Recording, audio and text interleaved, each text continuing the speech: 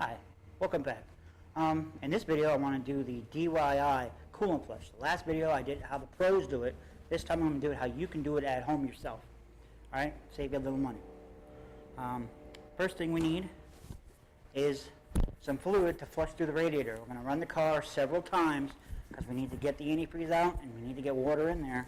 So while that's happening, we're going to put this in here the first time and that'll help clean the radiator out. Okay, the other thing we need is some coolant. I've got 1.5 gallons of straight coolant here. This is what we're going to put in when we're completely done. We're done flushing, everything's finished. We're going to put that in.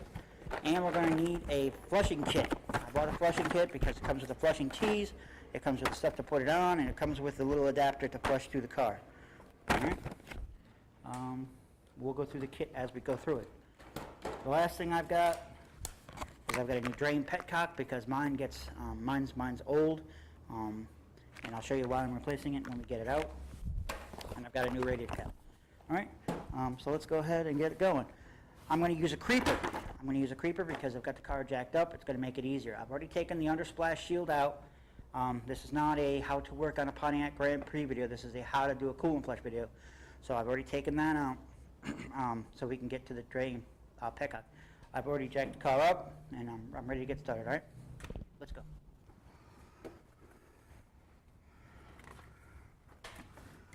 Alright, let's take a look. This here is the drain petcock. Alright, it needs to be turned and fluid will come out right here.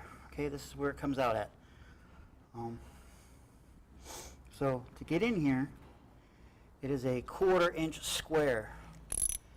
So we take a 1/4 inch ratchet, I put a slate extension on it, and I put it on there like that. What I want to do is I want to put a drain bucket here.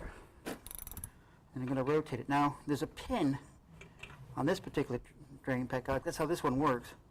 There's a pin right up on top here.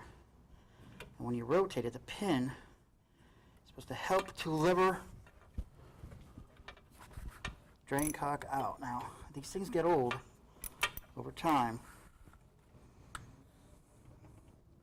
So you may have to help it. You see it starting to come out.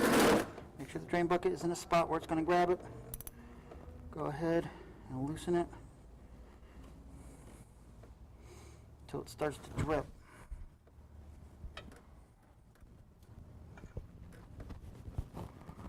Now it's out and it's dripping. Now the reason why it's dripping is because the radiator cap is still on.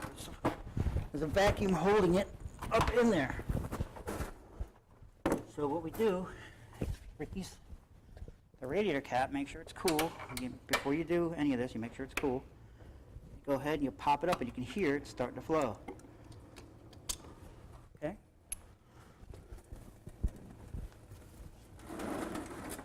And now that can drain. Now it's going to take a while to drain. So, just let it drain.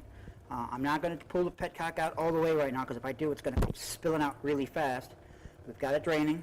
That's enough for now. We'll let it drain. You can see what's coming out.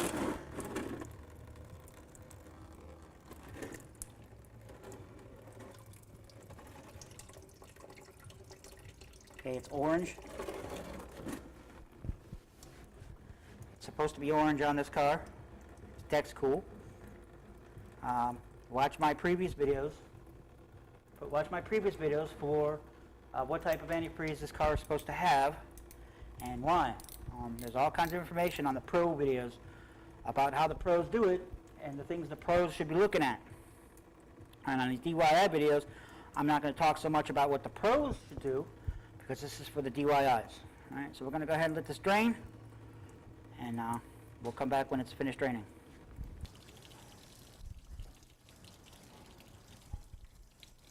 Now it's draining down to a small trickle. Now what I'm going to do is I'm going to go ahead and go into there and pull that petcock out all the way, which will allow it to flow faster. The reason why I'm replacing this is because when some of my students pulled the petcock a couple weeks ago out, the petcock was so rotted that it fell off. So I bought a new petcock to go in there. This was just a temporary fix.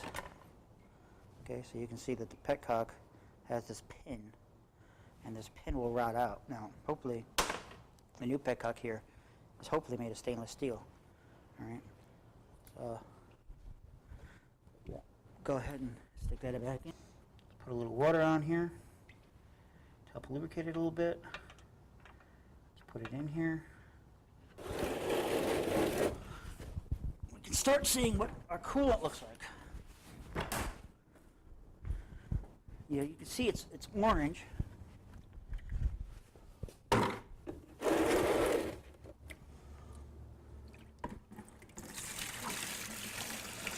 But it looks dingy.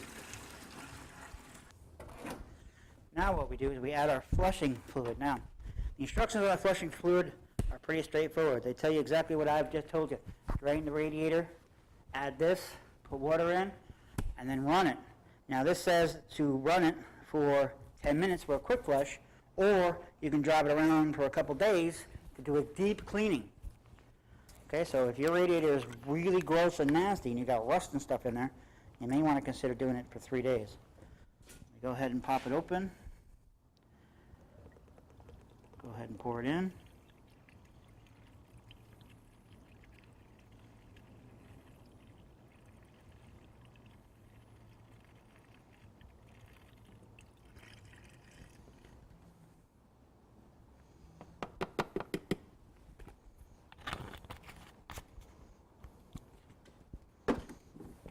Now we go ahead and add some water.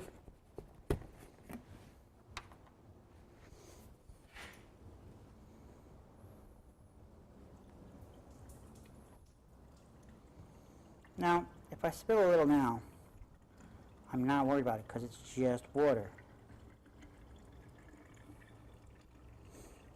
Basically, you fill it up to the top.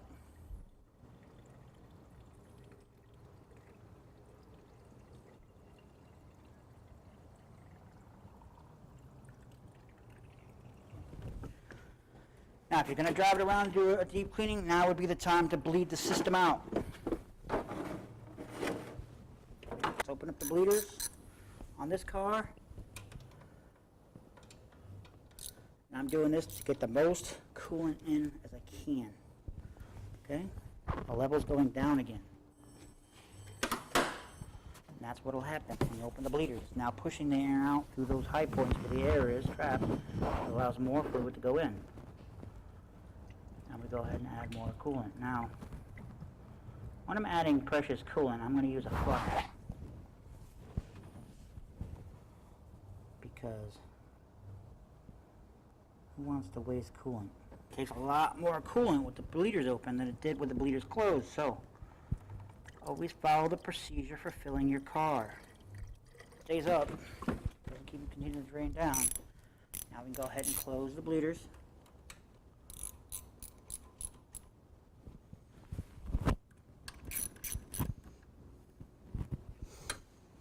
Now this is why I'm replacing the radiator cap. You see all this gunk right here? This gunk is gross and nasty. This is supposed to open. This is supposed to open up, and then when it cools down, it's supposed to draw fluid back into the system, and it hasn't been doing that. So that's why I'm replacing the radiator cap. Okay. Another one of those original parts. It's 12 years old. It's time to replace it. All right, now. I'm going to go ahead and start the car up, let it warm up, let the thermostat open. I'll let the water mix with the antifreeze.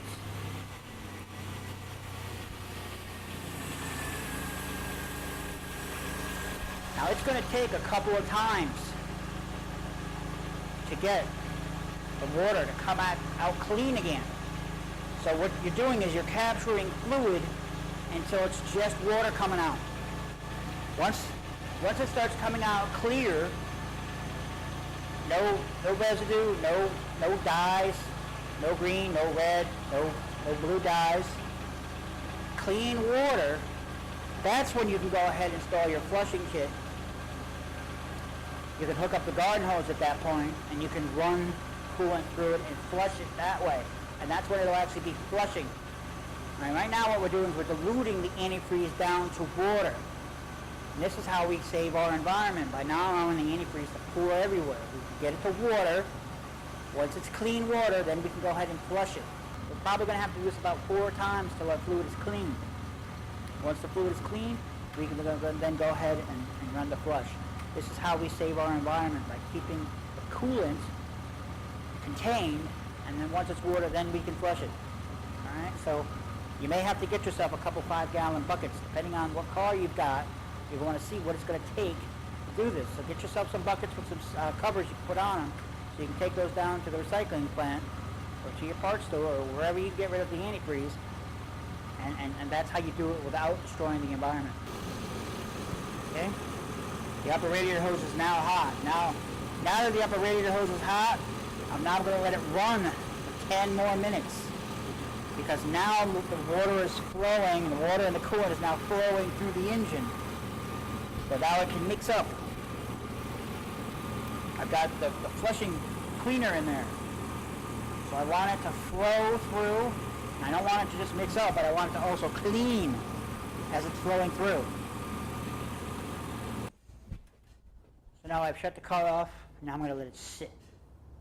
Okay? And now we're going to let it cool down. I'm going to let the radiator hose get soft. There's a little pressure in here. Okay, so now's the time to let it sit and cool down. Okay? Now's an opportune time to remove the coolant bottle and clean it out.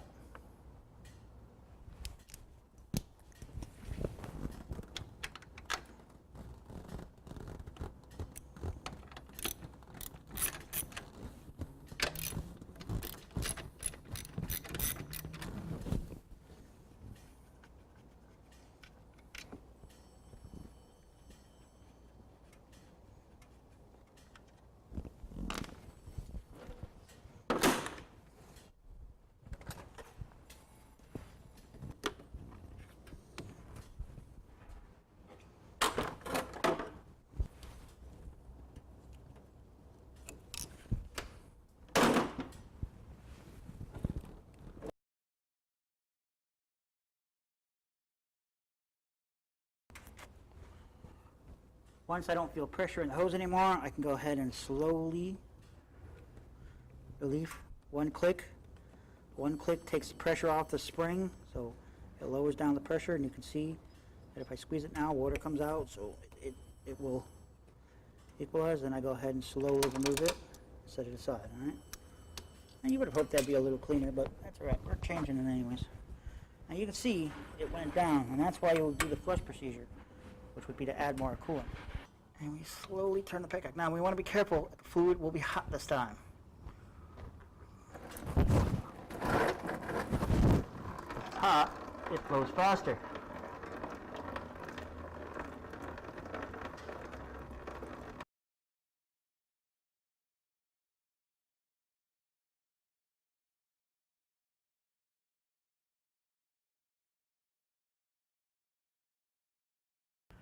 Go ahead and close the petcock. Now we go ahead and refill it back up again.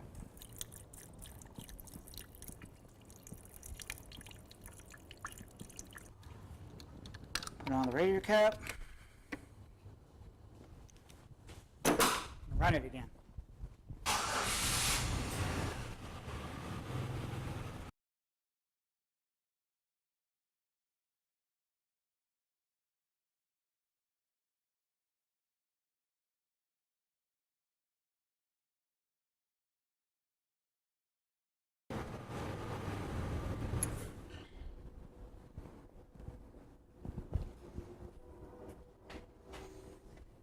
Now we shut it off. We let it cool down a little bit before we take the radiator cap back off.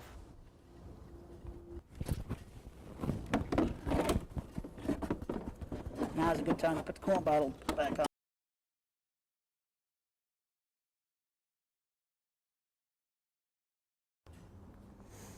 Okay, once there's no pressure, you can go ahead and remove the radiator cap.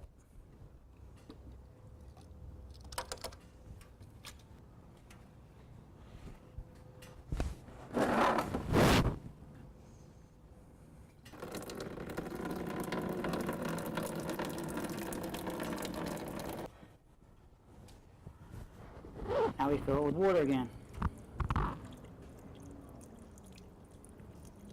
The radiator cap on.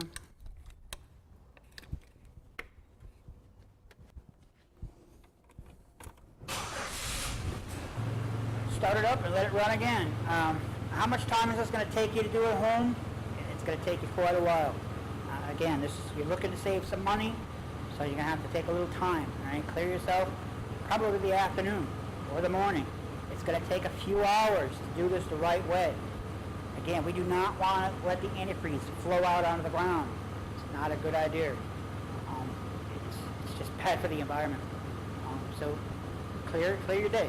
As you can see, we've been catching all the antifreeze that's been coming out. It's getting more and more diluted. If you check it with an antifreeze strength checker, you'll see how much antifreeze to water there is, even though it's still dark. You'll see it keeps dropping and dropping and dropping in temperature until eventually it sits down. Now you may still have dirty water and it may be sitting straight down.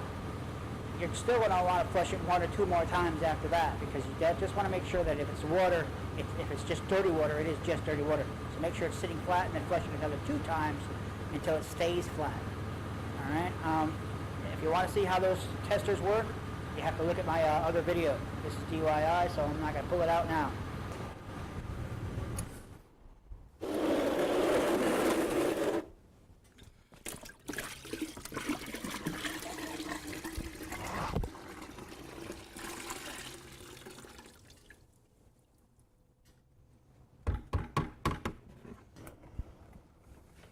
Once again, drain the radiator.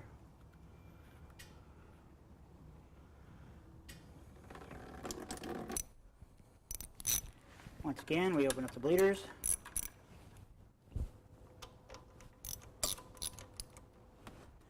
And once again, we fill up the radiator with water.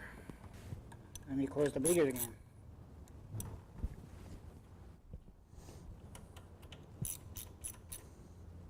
Put on your radiator cap.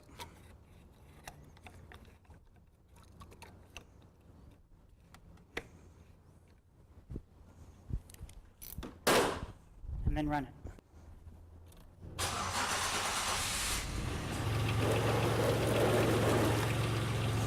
Now you can see how clean it is now.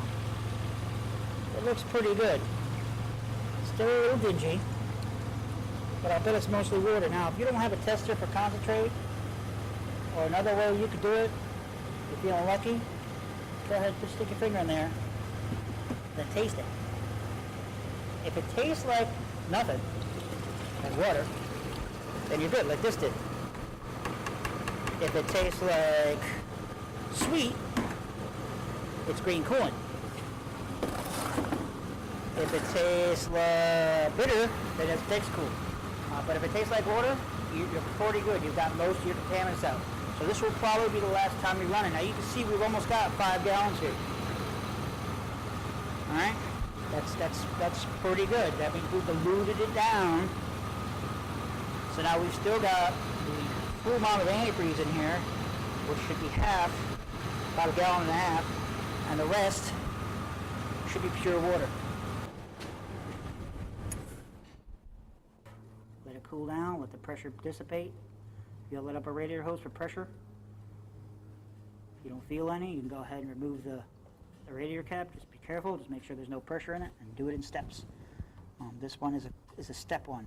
Okay, there are some that you got to unscrew. You just unscrew it carefully and slowly, and you'll hear it. Now, again, there was no fluid flow, so go ahead, we can take this cap off.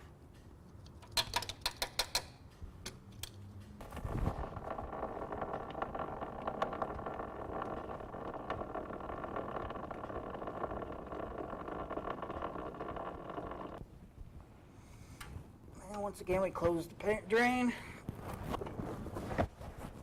But it's very clean now. It's clear. Okay, you can see when you dip it up like this, you can see it looks cloudier. But that's to be expected. The next part's going to be to install our kit. Now what we want to do is we want to go ahead and install it. We got different tees here. Let's go ahead and open this up and take a look at what we got.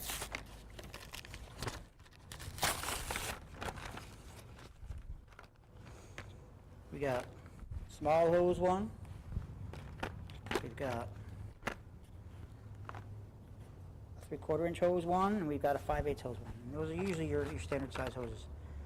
If you read the back of the instructions here, it'll tell you how to do it. All right, how to install.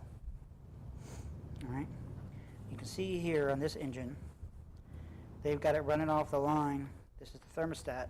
This is the thermostat housing. This is the thermostat. They've got it teeing off the hose that comes out of the thermostat. Okay, that's your bypass for this. Every cooling system has a bypass. So now if we look at our lines, we can see we got 2 heater core lines coming out and going to the heater core. We've got this one right here. This goes to this line right here, which goes up and into the water pump. So that's not where we want to put it. We want to put it in this line right here. This line right here is the one that runs from the thermostat housing down there, up and around into the heater core. So this is the one we want to use. So what we want to do, we want to cut this line somewhere where we can put that valve without it interfering with anything. So I'm thinking about right in here somewhere. What I have here is this hose cutter. It'll make my life a little easier. Now you could use a knife, you can use a razor blade. It doesn't really matter what you use. Just use something that's going to cut through. The hose connected. Okay, see how it just severed right through the hose? Okay, if you look in here, you can see all the sediment in here. Look at all that nastiness in here. Look how gross that still is. Even after all this flushing, it's still, it's so hard to get this garbage out of here. This is a 5/8 one. We slip these in here first, rather than put them out later. And we slip this on. It should go on snug. It should go on, but it should go on snug. And then we're going to position this in a way of where we want to point it. And this looks good to me because it's not going to interfere with anything. It's not going to chafe against anything. It's not going to. It looks really good there. It's also way up on top here, which is good when it comes to filling the system up. Take a flat screwdriver and we tighten down the hose clamps. There. Now here we have the adapter. Okay, we do not want to lose this cap, so let's put that there. This is the adapter for the garden hose. Okay, and if you look at it, you can see there's an arrow here. It says flow. The arrow goes that way. That means the water goes in here. This is a regulator right here. If you look at it, it's got this little rubber piece inside here. This is a pressure regulator, and this keeps the pressure in the system from building up too high, just in case there's some kind of a blockage. Okay, so this screws onto this cap. This cap goes onto the flushing tee, just like that. This end will go to the garden hose. Okay, so what we're going to do now is we're going to get the garden hose. I'm going to pull this car outside. I'm going to bring this outside, and we're going to flush it that way. This last part, this yellow piece right here, this yellow piece is a water deflector. If you look at it on here, you can see how they got it on here. And what you can do is you can use this, push it on here, and then you can point this somewhere if you wanted to. You can point it somewhere so that any water coming out won't go anywhere. Usually for a car like this with a radiator, I'll usually just let it flow out this way. You could, if you wanted to, you could put a hose on here. You could hook that up like that. You could put a hose on here if you wanted to, then run that into a bucket. The reason why I don't do that is because this is not always a 100% seal, okay, or this can pop off, okay, in which case you're going to have a disaster, which is why I don't recommend using this to capture antifreeze, to flush it out and try to capture the antifreeze, okay? That's why I don't recommend that, okay? All right, now that we've got her outside, we can go ahead and connect up the hose. Now we can turn on the water.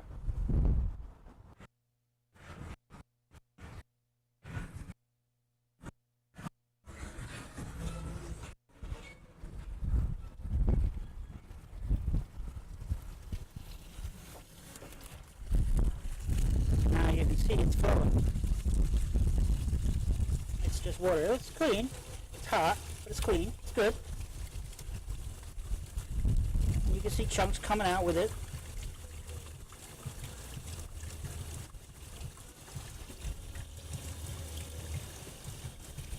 And you let it run. Let the water run for a while. You let it clean. And you can see it's clear.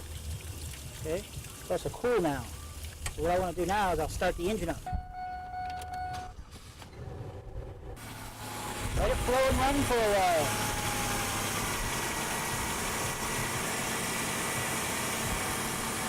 Now we'll go ahead and shut it off.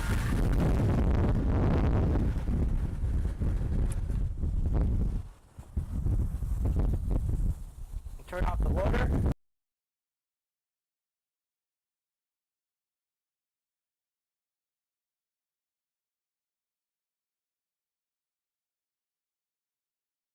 Now we disconnect the hose. So now we'll pull it in, we'll jack it back up, we'll drain the radiator once again. Now we go ahead and open the petcock again.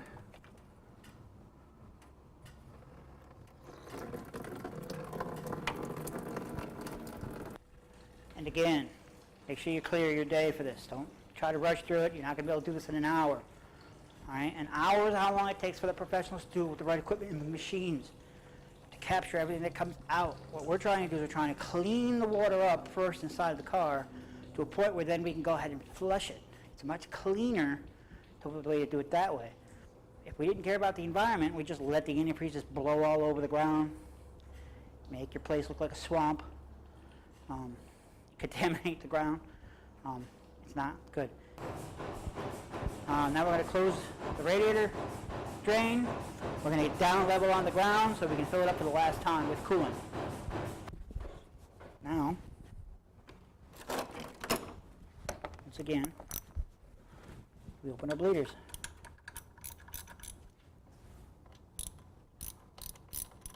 Don't forget the cap is off on the flusher too. Go ahead and we drop in 100% antifreeze.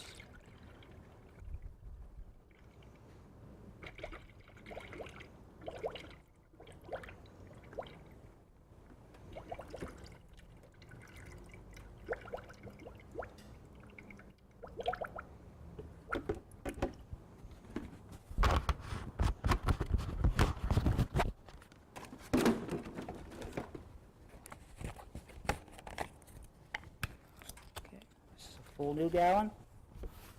Go ahead and we pour that one in. Again, this is full strength.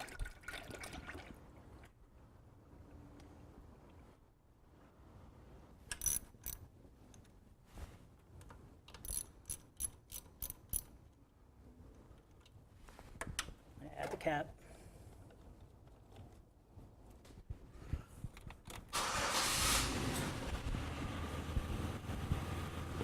Now is when we want to do the bleed procedure, because now we're doing this for the last and final time.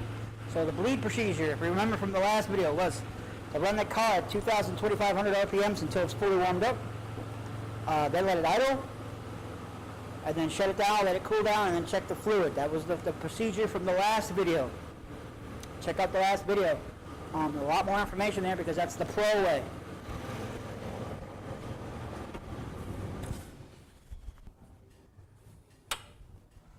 Now we've let it sit and cool down. Now carefully remove the upper radiator cap. Take a peek in here. We can see it's low. Okay. Go ahead and reinstall funnel adapter.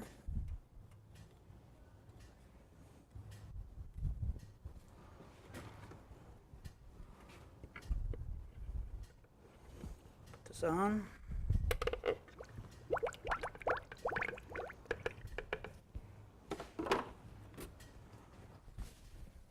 Now I'm going to pour in the rest of my straight antifreeze. We have to get this in the car. Otherwise we don't have that 50-50 mix we're looking for. We pour this all into this funnel now because it all has to go in the car. You're probably asking yourself, how the hell are you going to do that? How the hell are you going to possibly fill the rest of the car up with that antifreeze? We have ways, all right. Let's go ahead and open the bleeders.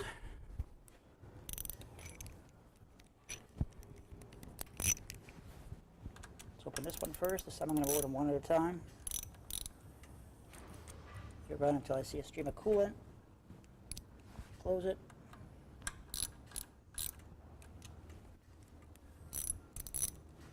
Open this one up, same thing. Stream of coolant.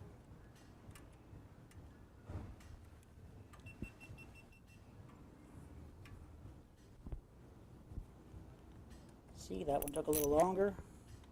Close it up. Okay. That's all the system's going to take. So now what we want to do, squeeze this, plug it again. Now, remember earlier, we drained the overflow? Guess what? She's still empty.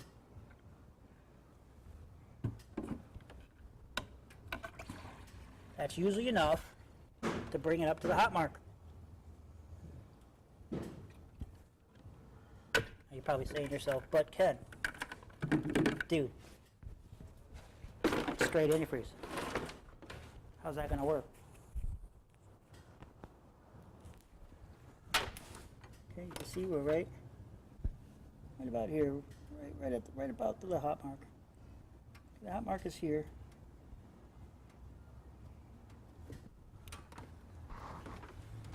And you can see we're just above it. Okay, that's fine. Move the top. Now we're going to put our new radiator cap on. I like to do with a new radiator cap. Just take a little coolant, wet the seals. You don't want to stick it in dry. Last thing you want to do is stick it in dry, because what will happen is if you stick it in dry, it will go in rough. I'm not trying to be cute here. Just telling you the way it is. Okay. This lift right here, I like these lever ones. So when I buy a replacement radiator cap for my car, I always make sure I get this, because what you could do with this is you could lift it up, and it will bleed off the pressure, control bleed off the pressure. So you can open it up a little faster, because you could control it. You can just do that, and it'll bleed off the pressure into the bottle. All right, well, that's really it. I mean, it's going to take you some time. It's not a quick and easy thing. The pros do it in an hour. If you watch my previous video, the one just before this one, I show you how pros do it. I'm showing you how the DYIs can do it. You guys can do this at home to save yourself a little money. You know, it's going to take you time. It's going to take you more time. Unless you have some special equipment, it's going to take time. Okay, and those are the trade-offs. You want to save a little money, you got to spend a little time. All right, so this was the way to do it safe. This was the way to do it without destroying the environment, pissing off your neighbors, lowering the property values. This is the way to do it. It's the safe way, the EPA way. Okay, once it's water, you can go ahead and flow it through there. Okay, the little bit of minerals, no big deal. Minerals are not a problem. Minerals are what's in the earth already. Antifreeze is not. Okay, ethylene glycol is not in the groundwater. Shouldn't be. Please don't put it there. Thank you. Like, subscribe, comment. Tell me what you want to see. Tell me what you didn't like. Tell me what you liked. I can take it. I'm okay. But please just let me know what I'm doing right, what I'm doing wrong is pretty good. Thank you.